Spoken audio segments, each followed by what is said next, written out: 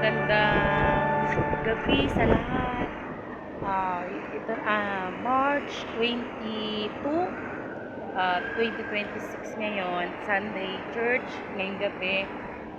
Tara, simba tayo. Salamat tayo kay Lord at humingi tayo ng tawad sa Kanya sa mga isang linggo na may mga nagagawa tayong kasalanan. Kaya ko, marami-rami rin kasi nagsusungit ako sa mga, diba? Yun, tapos, Kwaresma na, malapit na magmahal na araw. So, tinakpan na yung mga reflex o mga ano natin, mga gabay natin pagsamba sa Kanya, o pagpapakilala sa Kanya. Tapos,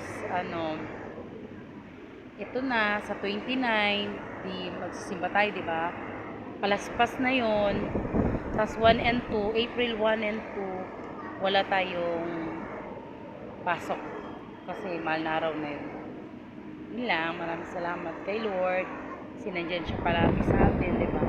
Hindi niya tayo pinababayan sa araw-araw.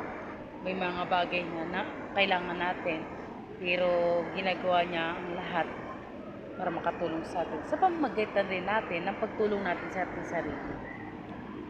Ayan, ang dami ko naunawaan ngayon. Yung mga sinasabi ko, marami pumapasok sa isip ko.